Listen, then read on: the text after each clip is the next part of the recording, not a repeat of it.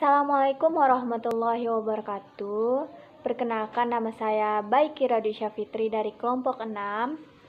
Sebelumnya saya mau memperkenalkan partner-partner saya dalam kelompok 6. Yang pertama ada Dina Vanisa dan yang kedua ada Naila Hardianti.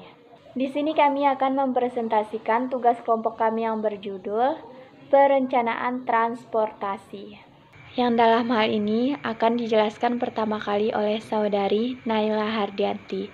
Kepada Saudari Naila Hardianti, dipersilakan. Teknik perencanaan transportasi, trip generation, bangkitan tarikan.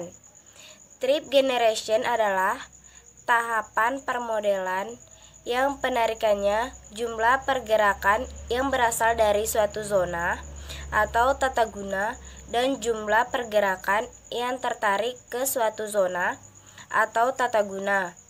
Suatu zona atau tata guna yang dimaksud di sini dapat berupa unit permukiman atau bagian wilayah kota atau kawasan.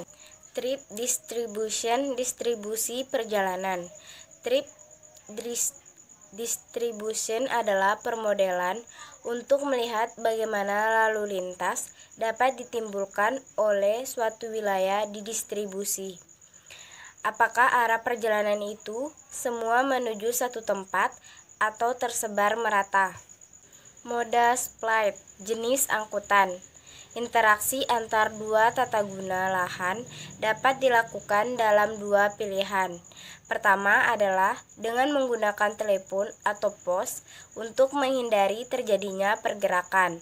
Dan kedua, interaksi yang mengharuskan terjadinya pergerakan. Trip assignment, pembebasan ruas jalan. Dalam kasus ini, pemilihan moda dan rute dilakukan bersama-sama. Untuk angkutan umum, rute ditentukan berdasarkan moda transportasi. Untuk kendaraan pribadi, diasumsikan bahwa orang yang akan memilih moda transportasinya dulu baru rutenya. Kebijakan dan regulasi. Adapun pengertian kebijakan dan regulasi. Kebijakan adalah rangkaian konsep dan asas yang menjadi pedoman dan dasar rencana dalam pelaksanaan suatu pekerjaan, kepemimpinan, dan cara bertindak. Adapun regulasi. Regulasi adalah seperangkat aturan untuk mengendalikan suatu tatanam yang dibuat supaya bebas dari pelanggaran dan dipatuhi oleh semua anggotanya. Adapun jenis-jenis kebijakan dan regulasi. Yang pertama, jenis-jenis kebijakan. Ada kebijakan keuangan, kebijakan moneter, dan kebijakan fiskal. Yang kedua ada jenis regulasi. Nah, yang pertama ada regulation atau peraturan sewenang-wenang. Yang kedua ada go conflict regulation atau peraturan konflik tujuan. Yang ketiga ada good fight regulation atau peraturan itikat balik. Bentuk regulasi perencanaan transportasi sudah tertulis dalam Peraturan Menteri Perhubungan Republik Indonesia Nomor PM 112 Tahun 2017 tentang pedoman dan proses perencanaan di lingkungan Kementerian Perhubungan. Nah, proses perencanaan transportasi diawali dengan identifikasi awal kenapa perencanaan diperlukan. Dilanjutkan dengan pengumpulan informasi mengenai pola perjalanan melalui survei asal tujuan beserta pengumpulan data sekunder, modeling, dan dilanjutkan dengan membuat perkiraan permintaan di masa yang akan datang. Selanjutnya dirumuskan kebijakan untuk menghadapi masa yang akan datang, dan sebagai tahapan terakhir adalah penyusunan rumusan rencana yang akan dikembangkan pada masa yang akan datang beserta jadwal waktunya. Yang selanjutnya, transportasi perkotaan dan regional. Transportasi perkotaan. Transportasi perkotaan mempunyai tujuan yang luas, yaitu membentuk suatu kota di mana kota akan hidup jika sistem transportasi berjalan baik. Artinya, mempunyai jalan-jalan yang sesuai dengan fungsinya, serta perlengkapan lalu lintas lainnya. Transportasi regional. Transportasi regional disebut juga angkudes atau angkutan desa. Adalah angkutan dari satu tempat ke tempat lain dalam satu daerah kabupaten.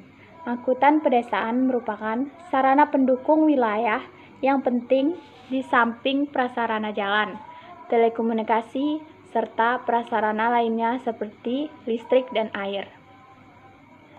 Transportasi berkelanjutan atau sustainable transportation Transportasi berkelanjutan mengacu pada subjek luas dari transportasi yang berkelanjutan dalam arti dampak sosial, lingkungan, dan iklim. Contoh kendaraan umum yang termasuk dalam konsep transportasi berkelanjutan adalah kereta api listrik, tram, dan bus listrik.